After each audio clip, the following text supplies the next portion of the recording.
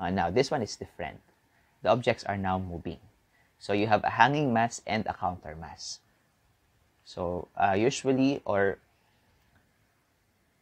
dapat magkaiba yung mass nila. Kasi hindi siya tataas or bababa kung magkaparehas yung mass. Magiging equilibrium kasi siya. In this case, we have an elevator car, and a counterweight. So the elevator is heavier than the counterweight by 150 kilogram. The elevator is 1,150 kilogram, while the counterweight is only 1,000 kilogram. Okay, so syempre, kung sino mas mabigat, siya yung bababa. And mahila niya pataas yung countermass. The countermass is usually the lighter in weight. Okay? In this case, we're looking for the acceleration of the elevator and the tension along the cable. Okay, so syempre may tension dito, di ba? And then may tension doon. So, isa lang naman yung tali that is connecting both of object at both ends. Okay? So, the tension that the objects are experiencing would be the same. Okay? Tension is always pulling. Okay? And then, the acceleration will also be equal. So, kung ano yung acceleration ng elevator car pababa, ganun din yung acceleration noong counterweight pataas. The only difference is the elevator is going down, the acceleration is negative, while the counterweight is going up, and the acceleration is positive. Okay, let's try to solve this problem. So, as I have said, you will be drawing first the FPD, diba? Standard operating procedure na yan. FPD of elevator and FPD of counter mass or the counterweight. So, simple lang ang FBD nila, diba? Now, I have a weight, I have the weight of the elevator, and I have the weight of the counterweight, and there's a tension, no? May kabig pa din yung counterweight on the elevator. Otherwise, the elevator will just go down. Walang slow down sa kanya. So, the tension on the elevator is upwards, and the tension on the counterweight is upward as well. Otherwise, it will not accelerate upwards. Okay.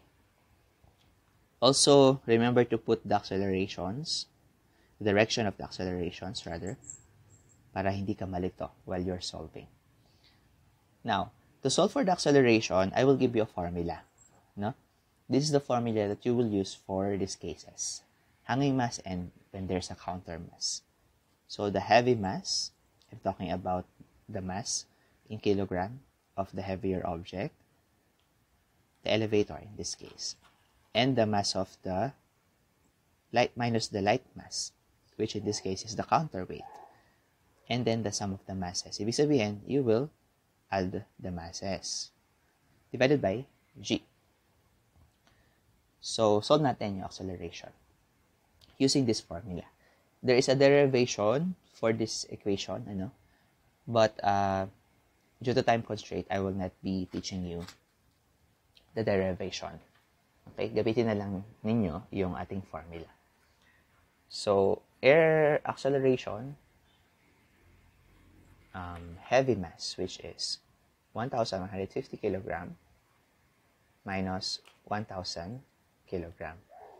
The sum of the both masses, I believe, is 2,150. Now, 9.8 meter per second squared. I believe if you put this in your calculator, this will be 0.86 meter per second squared. No, kasi you will cancel the kilograms. And then you will be left with meter per second squared. So that is my acceleration. Sige, sulat ko dito.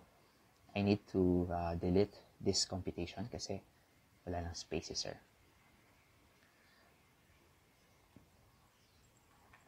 Please take note of that equation.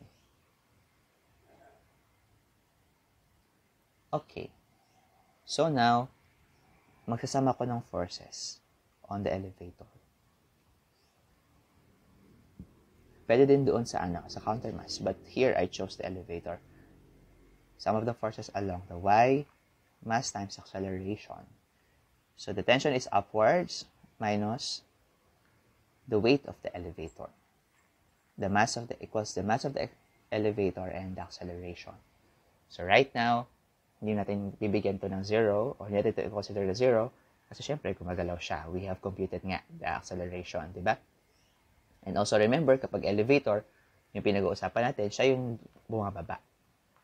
Okay? It is speeding up while going to the negative direction. Therefore, the acceleration is negative. Huwag mong kalimutan yun kasi magbabago ang iyong masasolve kapag hindi mo siya ginawang negative. Now, the weight of the elevator is 1,150 kg times 9.8 meter per second squared. Okay, kakasabi ko lang kanina. Equals, the mass is 1,150 kg times negative 0.68 meter per second squared.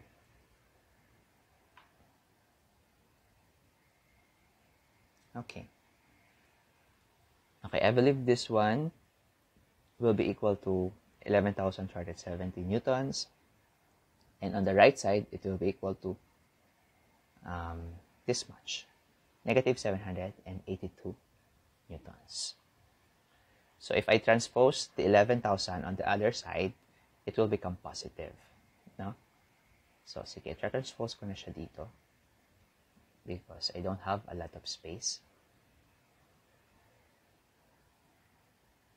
And then if I subtract the two, I will be getting 10,488 newtons. That will be my tension. Or 10,000.5 kilonewtons. So that's my process in solving for problems involving hanging mass and countermass.